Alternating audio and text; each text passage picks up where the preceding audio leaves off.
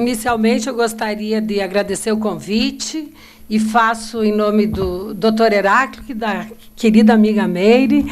Eu tenho certeza que é muito mais a relação de amizade que me traz aqui do que a competência para tratar do tema. As palavras do Dr. Jefferson também são nesse sentido. E gostaria de cumprimentar a todos os colegas de mesa, o Dr. Daniel, que é um grande especialista, a tese de doutorado dele sobre previdência complementar, então tenho certeza que todos nós vamos aprender com ele.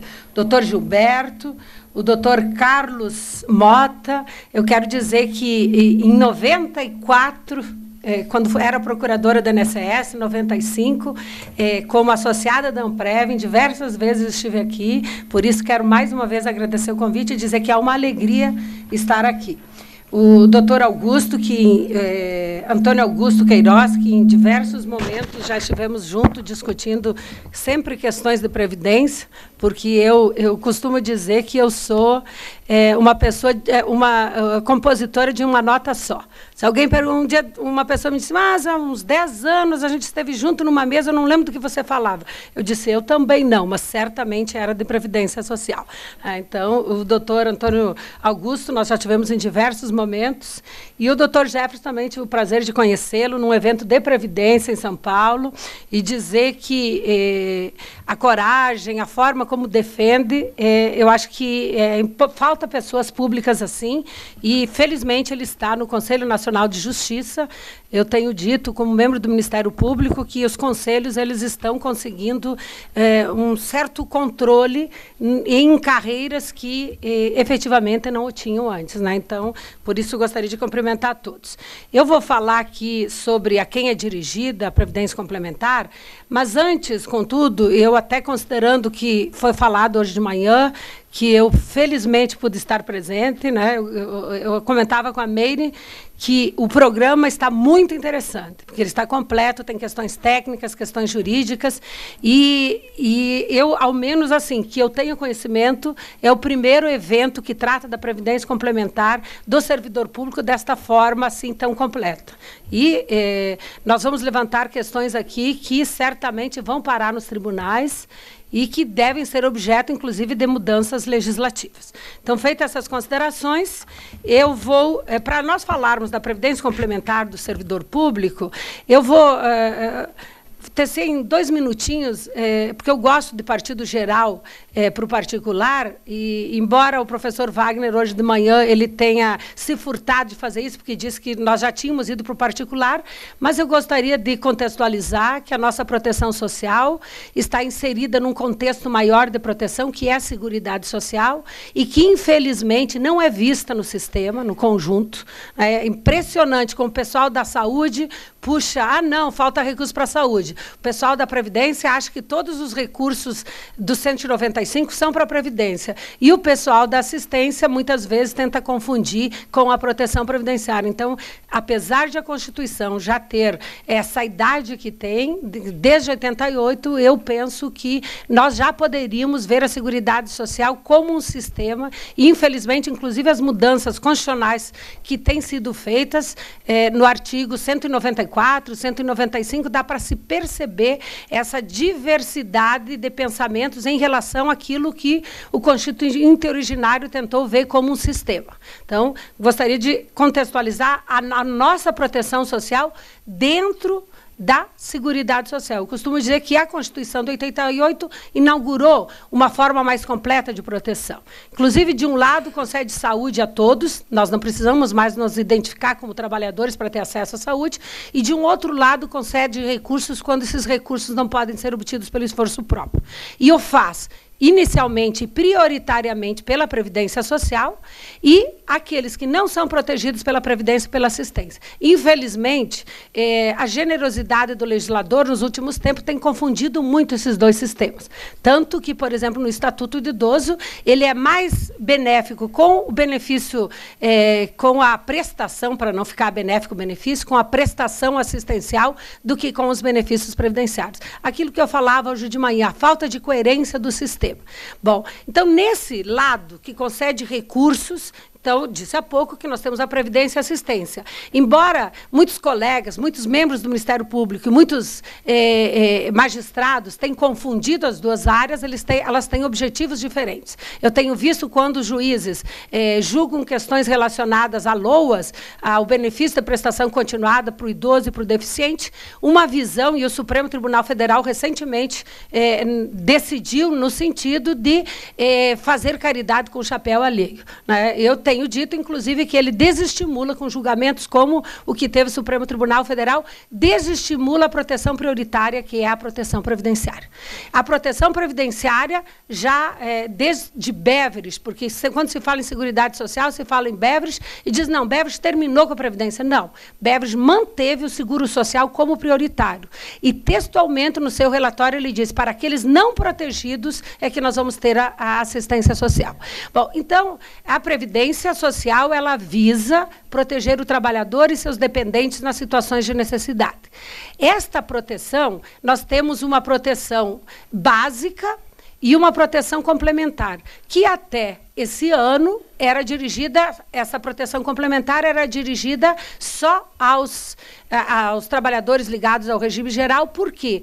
Porque a Previdência Social do regime público, o regime próprio de Previdência, ele mantinha o nível de vida do trabalhador. Então, qual é o objetivo da Previdência? Proteger o trabalhador em situações de necessidade e manter o seu nível de vida. Acontece que, se eu recebo mais do que aquela proteção básica, e aqui eu vou fazer um pouquinho, parar um minutinho, vou ficar no regime geral, se eu recebo, como professora do Mackenzie, por exemplo, R$10.000, e se a ideia de Previdência Social é manter o meu nível de vida quando da aposentadoria ou quando de um auxílio-doença, eu não tenho no regime obrigatório público esta manutenção. E, por isso, já Beveridge dizia que o objetivo da Previdência Complementar, e que, à época, ele chamava de seguro voluntário, é manter o real nível de vida do trabalhador. E, como eu dizia antes, se a Previdência Complementar tem por objetivo manter o mesmo nível de vida que o trabalhador detinha quando estava em atividade, não havia necessidade para termos previdência complementar no serviço público. Por quê? Porque o nosso benefício correspondia à última remuneração. E, a partir da emenda constitucional 41, passou a ser a média, né? E que, se o servidor ficasse um período razoável na última remuneração, a média dos 80% maiores, então ele iria se aproximar muito da última remuneração e, portanto, mantinha o nível de vida. A questão é que o Constituinte derivado, a partir da emenda 20, quis aproximar muitos regimes. Eu me lembro que já em 98, e nós participamos de diversos debates junto com o Antônio Augusto, já na época da emenda 20, nós discutimos questões, e lá eu dizia que nós estávamos caminhando para ter um regime obrigatório e um regime complementar. Então, era óbvio que nós iríamos chegar a esse momento. Inclusive, nós vamos ter mais mudanças, mas, naquele momento, dava para se verificar isso. Então, a emenda 20 permitiu a adoção do mesmo teto do regime geral, sendo que a emenda 41, ela, como foi dito hoje de manhã, flexibilizou no sentido de não exigir lei complementar expressamente, né? E, no âmbito da União, o projeto foi em 2007 e agora, em 2012, foi aprovado, e a partir de fevereiro nós temos implantado no âmbito do Executivo. E, só para fechar a janelinha, a assistência social tem por objetivo retirar a pessoa da miserabilidade. Por isso, não tem o que manter. Se nós mantêssemos a pessoa objeto que vai receber uma prestação assistencial, nós íamos manter na miserabilidade. Então, por isso que o objetivo é retirar da miserabilidade. E o objetivo também, desde Beveridge, é provar esta necessidade financeira.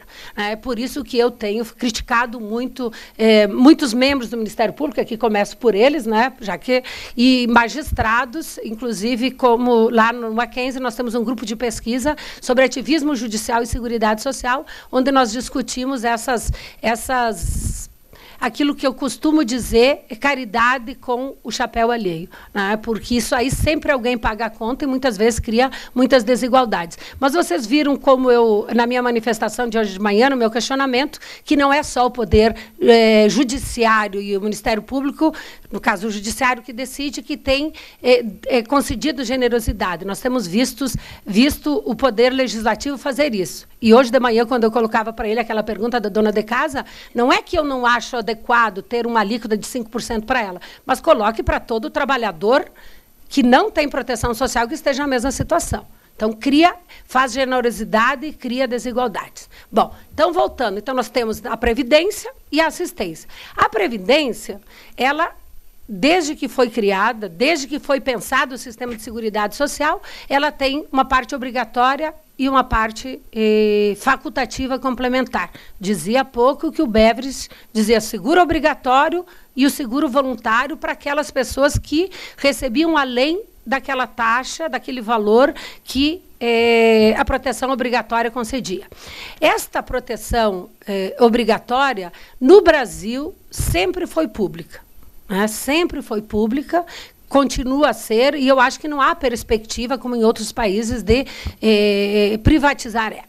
E a proteção complementar, ela sempre foi privada, e embora aqui a emenda 41 tenha estabelecido de natureza pública, eu inclusive acho que esse preceito de natureza pública acaba atrapalhando ao invés de ajudar, porque a previdência privada ela precisa de mecanismos muito mais ágeis que muitas vezes o engessamento que ter natureza pública pode causar. Então, eu me lembro, na época, o que as associações queriam é que fosse de benefício definido. E como não passou isso, os congressistas acabaram dizendo, não, então vamos fazer de natureza pública, como se isso fosse resolver alguma coisa. Eu, na minha humilde visão, e depois certamente o professor Daniel vai comentar alguma coisa, ao invés de ajudar, atrapalha. Bom, então, se nós temos a proteção obrigatória, e desde há muito tempo nós temos a proteção dividida entre os trabalhadores da iniciativa privada e os trabalhadores do serviço público. Sendo que, a partir da emenda 20, abrangeu um contingente muito maior de servidores públicos. Inclusive,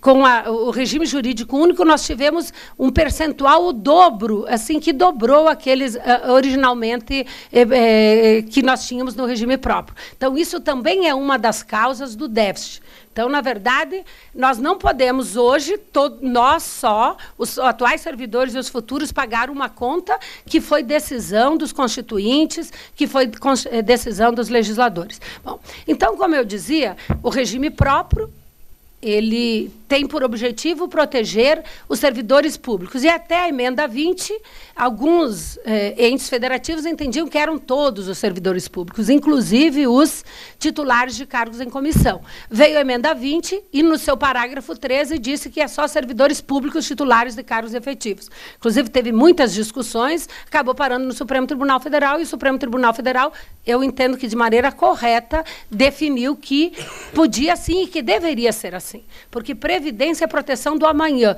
e o cargo em comissão é justamente a transitoriedade dele não permitia, nem deveria antes estar no regime próprio. Mas, então, a partir da emenda 20, só servidores públicos titulares de cargos efetivos. Depois nós vamos ter discussões, não nós, servidores públicos federais, mas, por exemplo, no que tange a Previdência Complementar do Estado de São Paulo, ele inclui, inclusive, servidores titulares de cargo em comissão.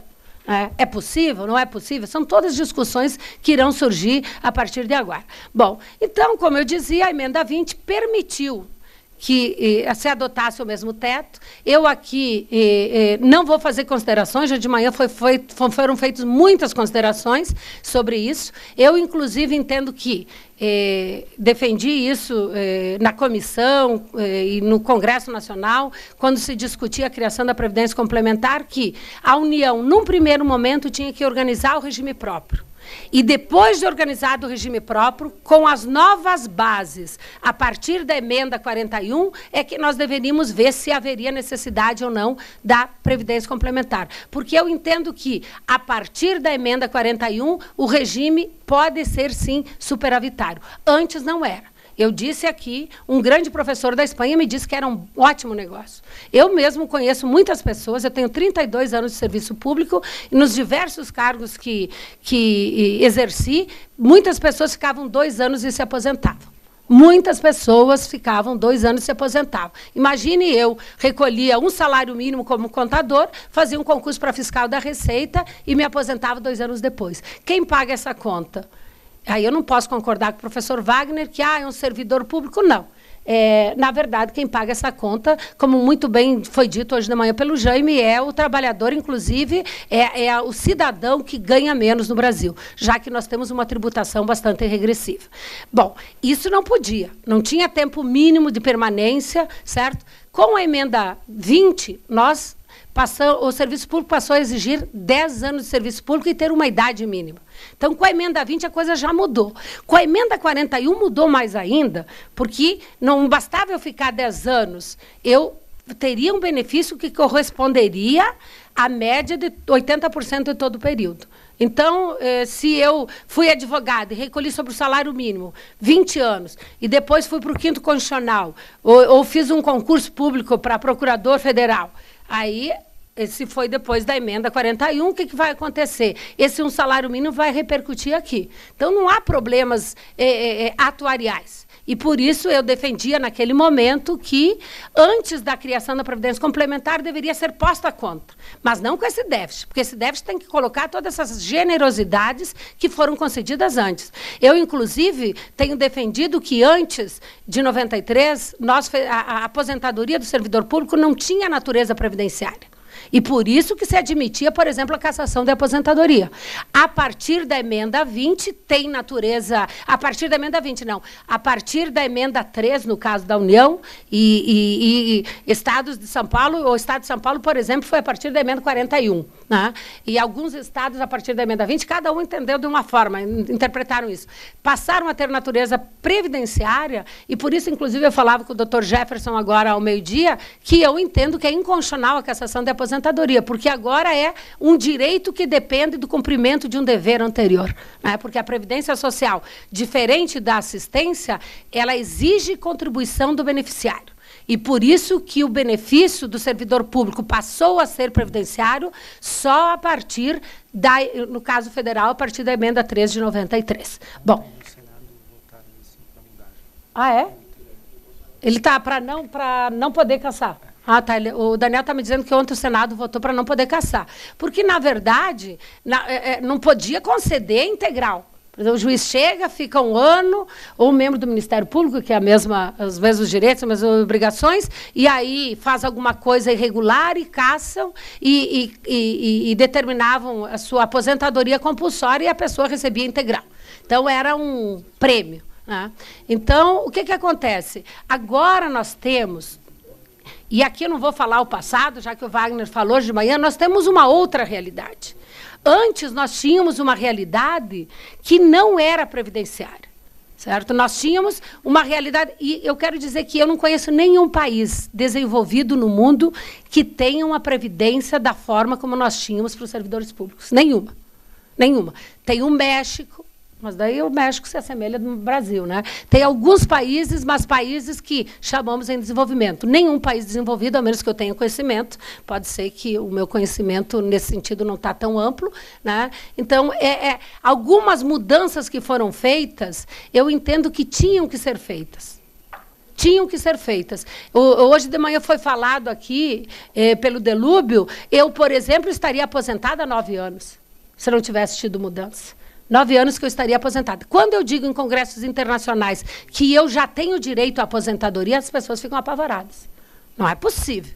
E quando eu digo que eu vou ganhar a mesma remuneração de ativo, aí ficam mais apavorados ainda. Né?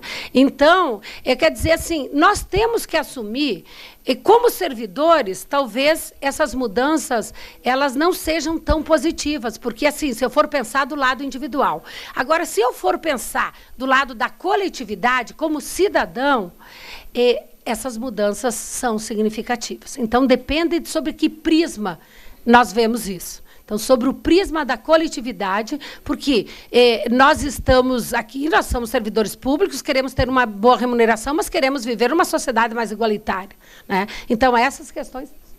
Tá, 5 minutos. Bom, meu Deus do céu. Então, o que acontece? Em relação... então, vou passar direto no tema. Quem está nesse sistema novo obrigatoriamente? A Constituição, ela diz que só estarão obrigatoriamente os servidores que ingressarem no serviço público após a criação da respectiva, do respectivo Previdência Complementar. Então, o parágrafo 16, eu faço uma leitura diferente do que foi feito esta manhã, ele diz, então, quem entra? Quem está submetido? Aquele que ingressou no serviço público depois da publicação do ato de instituição, que, no caso aqui, no âmbito federal do Executivo, e ele tem um entendimento diferente que o Judiciário está tendo, é a partir de 5 de fevereiro. Era para ser dia 1º, acabaram prorrogando, foi 5 de fevereiro. Por que eu digo isso? Porque a interpretação que o Poder Judiciário e o Ministério Público têm feito é de que, como eles estão no prazo da criação, e esse prazo vence dia 14 de outubro, eles estão, inclusive, entendendo que estão submetidos à regra vigente a partir da emenda 41 para aqueles que ingressarem no serviço público. Então, inclusive, agora, essa semana, vai ter nomeação para analistas. O Ministério Público está entendendo que eles não estão submetidos a esse teto, ao menos esse entendimento inicial, e que iniciou no Ministério Público, foi para o Supremo, e o atual presidente do Supremo está entendendo dessa forma. Tá? Então, mas, pelo que eu vi hoje de manhã, tem entendimentos diversos em relação a isso. E eu acho que, por uma questão de isonomia, tem que ser para todos. Né? Eu, sinceramente, acho isso, mas o entendimento que está tendo não é esse. Bom, então, obrigatoriamente assim, o regime é, por natureza, facultativo. Então, eu vou aderir se quero aderir. Mas eu não tenho direito à aposentadoria integral, que é só para aqueles que entraram antes da emenda 41, e nem à aposentadoria pela média, considerando a integralidade da remuneração. Né? Porque, por exemplo, se eu entrei como fiscal da Receita, estou ganhando R$20 mil, e eu entrei depois da emenda 41, eu recolho sobre esses 20, e esses 20 vão repercutir no meu benefício. Inclusive, o Antônio, no artigo que ele tem, ele fala de uma forma que eu, inicialmente, até... Depois eu entendi, não, que a ideia é a contribuição que incide sobre a última remuneração, né? Porque o benefício, ele vai, desde a emenda 41, ser a partir da média. Bom, mas a questão é, então, isso não tem dúvida. Aqueles que ingressaram antes, o artigo aí 16 fala que podem optar. E eu entendo que esse artigo, diferente da leitura que fez o Luiz, ele está tratando da opção, mas não está dizendo que quem vem de um outro regime se submete a isso. Porque o que ele diz? Somente mediante sua prévia e expressa opção, os parágrafos 14 e 15, poderá ser aplicado ao servidor que tiver ingressado no serviço público até a data da publicação do ato de instituição do correspondente regime de previdência complementar. Eu, como entendo que isso aqui é uma regra para a opção, e não uma regra que defina em relação aos demais entes federativos, eu entendo que se ele entrou num ente federativo ou num outro cargo, nós estávamos discutindo isso ao meio-dia no almoço com o Delúbio, e ele pensa diferente, se ele entrou no serviço público antes de 5 de fevereiro, mesmo que seja no estado do Rio Grande do Sul, mesmo que seja no município de São Paulo, por exemplo, que não tem previdência complementar ainda, certo? Eu entendo que ele está submetido sobre as regras, ou antes da emenda 41, ou antes da emenda... Por quê? Por que eu entendo assim? Bom, e aí eu vou encerrar... Inclusive, se alguém tiver interesse, eu escrevi um artigo sobre isso, eu entendo que antes da criação da lei, por isso que eu disse, expressamente não exige lei complementar. Né? Ele diz que é lei de iniciativa do chefe do Executivo, né? No parágrafo 15. Mas eu entendo que, como ele remete para o 202, no que couber, e lá exige lei complementar, tem questões próprias desse regime de previdência complementar que não estão reguladas nas leis complementares 108 e 109. E, por isso, eu entendo que, antes de ter sido criada essa lei aqui da União, no Estado de São Paulo, tinha que ter uma lei complementar para tratar sobre normas gerais. E essas questões de mudança de ente deveriam ter sido tratadas ali. Então, nós vamos ter muitos problemas hoje, porque a Lei Complementar 108 não regulamenta, nós vamos ter muitos problemas em relação a isso, e nós vamos ter muitas injustiças se não dermos essa interpretação. Inclusive, eu entendo, e tem 2 ações diretas de inconstitucionalidade no Supremo Tribunal Federal, alegando que a lei de 2012 é inconstitucional por ausência de lei complementar anterior que estabelecesse normas gerais. Embora talvez eu tenha sido uma das primeiras a defender isso, eu não acredito que isso vá passar na ação direta de inconstitucionalidade. Então, vai acabar ficando essa lei daqui, a lei do Estado de São Paulo, e a lei do Estado de São Paulo com todas as incoerências que ela tem, e nós vamos ter muitos problemas a partir disso, a quem se aplica. Então, me parece que, por exemplo, se nós somos federais, e vamos mudar de cargo, eu entendo que nós não estamos submetidos, para quem entrou antes da emenda, ao novo sistema. Embora o Delúbio, ele não está aqui, ele entendia exatamente, disse, não, se eu entro, por exemplo, se eu faço um concurso para juiz hoje, né? Então, eu saio do Ministério Público, vou para a magistratura. Ele entende que eu já me submeto ao novo regime. Eu entendo que eu não me submeto ao novo regime. Aliás, como eu disse, eu entendo que basta eu ter ingressado no serviço público, seja ele estadual, seja ele municipal ou federal. Essas questões todas, elas vão gerar muitas dúvidas, doutor Jefferson, eu estou devolvendo a palavra a Vossa Excelência, elas vão gerar muitas dúvidas em relação a isso, quer dizer, mais ações na justiça que nós vamos ter, mais insegurança que nós vamos ter, quando o objetivo da Previdência Social é justamente a segurança. Prever, ver com antecedência a proteção do amanhã. Então, eu quero dizer que não fui contra a criação. Eu entendia só que não havia necessidade com as novas regras, porque as novas regras são justas em relação aos demais cidadãos. Mas, se os nossos representantes, porque nós vivemos num Estado democrático de direito, se os nossos representantes entendessem que sim, deveria ter essa lei complementar, que não tem. Agora, como diz a Meire, na verdade, isso aí está posto, eu não acredito que o Supremo vá julgar inconstitucional essa lei, então o que nós temos que ter é mecanismos de controle. Mecanismos de controle para quê? Para que a Previdência Complementar, recentemente criada, atenda aquele objetivo que Beveridge falava, de efetivamente manter o nível de vida do trabalhador, no caso do servidor público. Com essas palavras, eu quero reiterar os meus agradecimentos e dizer que é uma alegria voltar nesta casa que já foi minha. Muito obrigada.